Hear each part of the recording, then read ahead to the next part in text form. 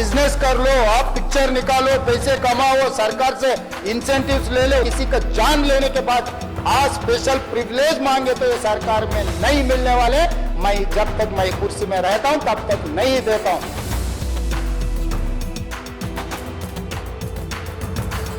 तेलुगु फिल्मों के अभिनेता और पुष्पा फिल्म के हीरो अल्लू अर्जुन के घर के बाहर प्रदर्शन हुई और ये 21 दिसंबर की घटना है।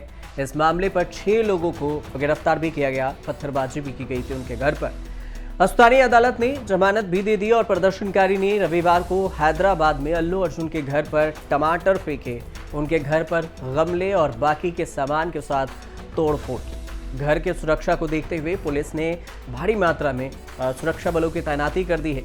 प्रदर्शनकारी अल्लू अर्जुन के फिल्म पुष्पा 2 द रूल के स्क्रीनिंग के दौरान मची भगदड़ में एक महिला की मौत को लेकर न्याय की मांग कर रहे थे और इस मामले में ये 6 लोग गिरफ्तार किए गए। तेलंगाना के जो मुख्यमंत्री हैं रेवंत रेड्डी, उन्होंने इस मामले की निंदा की और कहा कि राज्य के डीजीपी और शहर के पुलिस आयुक्त को कानून व्यवस्था के मामले में सख्ती से कार्रवाई करने का आदेश दे दिया गया है। सवाल ये उठा कि क्यों उनके घर पर हिंसा हुई, मामला क्या है। पहले पुलिस ने क्या कहा वो समझिए। पुलिस ने अल्लू अर्जुन के आवास पर जो तोड़फोड़ हुई है उस घटना के एक दिन बाद ही उनके आवास पर सुरक्षा बढ़ा दी और कहा सब कुछ अब ठीक है। वहीं तेलंगाना में विपक्षी दल ने भी इस घटना को लेकर सत्तारूढ़ कांग्रेस पर हमला किया क्योंकि वहां कांग्रेस की सरकार है।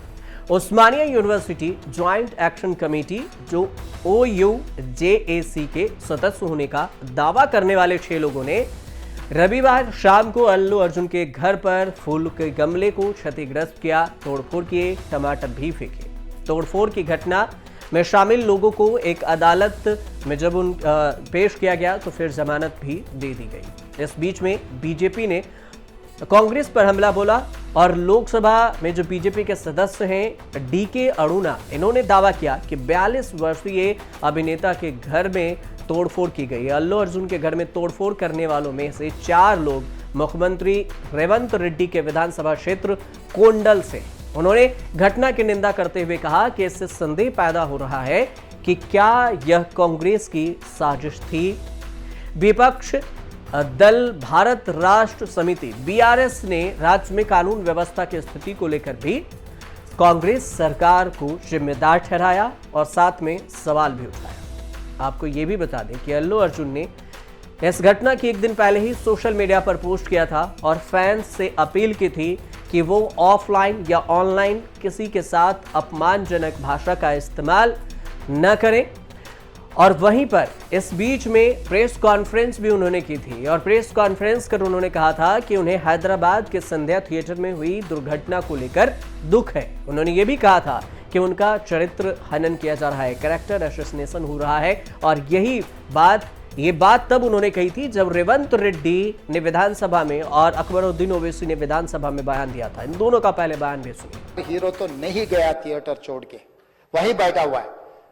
अभी बर्दाश्त की बाहर हो गए, पुलिस कंट्रोल भी हो गए, तब DCP आके सीधा हटा के इनके जो भी है सब सिक्योरिटी वाले पुलिस को हैंड ओवर कर देके DCP जाके हीरो को बोल दिए कि भाई तुम तुरंत निकलना, नहीं तो हम लोग अरेस्ट करना पड़ता, क्योंकि 2 लाश गिर गए बाहर। आप यहाँ पर थिएटर में बैठ के तमाशा किए तो ये कंट्रोल नहीं होने वाले हैं, हम नहीं सुनने वाले हैं, आपको अरेस्ट करके पुलिस स्टेशन लेकर जाना पड़ता, आप तो निकलो। जबरदस्ती से वो हीरो को हमारा DCP वो लॉ एंड ऑर्डर सिचुएशन देखकर उनको बाहर लेकर आए। बाहर गाड़ी में बिठाने के बाद फिर जाते होकर फिर रूफटॉप निकाल के फिर लोगों को ऐसा कर रहा, तो ये कैसे इंसान है? हम लोग क्या बोलना है? मैं नाम लेना नहीं चाहता वो मशहूर फिल्म स्टार का, क्योंकि मैं अहमियत देना नहीं चाहता, लेकिन सर मेरे इंफॉर्मेशन के हिसाब से वो फिल्म स्टार गए थिएटर को पिक्चर देखने के लिए, बैठे हुए थे, गड़बड़ हुई, उसके बाद पुलिस वाले आकर बोले कि भगदड़ हो गई, स्टैम्पेड हो गया, 2 बच्चे गिर गए हैं, एक लेडी मर गई है। तो उसके बाद में वो फिल्म स्टार पलट के ऐसा मुस्कुराते हैं और बोलते हैं अब तो पिक्चर हिट होने वाली है। और जो लोग बोल रहे हैं कि वेव कर लेते गए, सर 1-2 बच्चे स्टैम्पेड में आ गए, एक औरत मर गई, उसके बाद भी वहीं पर बैठकर पूरा पिक्चर देखे, देखकर उठकर जाते वक्त भी वो स्टैंपेड को नहीं देखे, वो फिर गाड़ी में बैठ के ऐसा वेव कर लेते हुए गए। क्या मैं सही हूं या गलत हूं सर, आप बोलिए। इस बयान के बाद अल्लू अर्जुन ने चुप्पी तोड़ी थी और प्रेस कॉन्फ्रेंस किया था। साथ में हादसे पर दुख व्यक्त करते हुए ये कहा था कि यह हादसा था और मेरी परिवार के प्रति सहानुभूति भी है। मैं किसी को ब्लेम नहीं करना चाहता। ये मेरा कैरेक्टर असैसिनेशन करने की कोशिश हो रही है। 20 साल के हमारे करियर को बर्बाद करने की कोशिश हो रही है, बदनाम किया जा रहा है। अल्लू अर्जुन ने अपने प्रेस कॉन्फ्रेंस में ढेर सारी बातें बताई थी और उन्होंने कहा था कि हमने जानबूझकर ऐसा कुछ भी नहीं किया। There's a lot of misinformation, there's a lot of false allegation, and there's a lot of communication gaps and thinking that, and there are a lot of misquotations which I have not said. It is just to clear that I have not said anything like that. Please don't judge me. Please don't have character assassination on me. Please, it's my kind request. I am not that kind of a person. I've been here for 20 years. I have a reasonably credibility. इस मामले को लेकर जो रेवंत रेड्डी ने बयान दिया था विधानसभा में, उसके भी चर्चा हो रही है कि रेवंत रेड्डी और अकबरुद्दीन ओवैसी दोनों ने अल्लू अर्जुन पर बयान दिया और उन्होंने इसकी निंदा की थी। कहा था कि वो चुपचाप वहां थिएटर में अगर फिल्म देख रहे थे तो देखते, लेकिन तेलंगाना के डीजीपी ने जब बताया तब भी वो वहां से हिले नहीं और फैन से मिले थे। फिल्म स्टार और अन्य लोगों को समझना चाहिए कि नागरिक की सुरक्षा अहम है और इन्हें उसी हिसाब से आचरण करना चाहिए।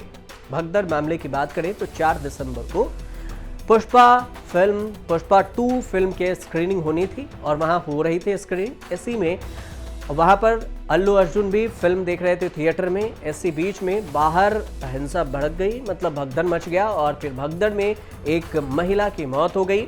इसी मामले में 13 दिसंबर को अल्लू अर्जुन की गिरफ्तारी भी हुई थी, जिसे तेलंगाना हाई कोर्ट ने उन्हें जमानत भी दे दिया। अंतरिम जमानत पर अल्लू अर्जुन अभी बाहर भी हैं।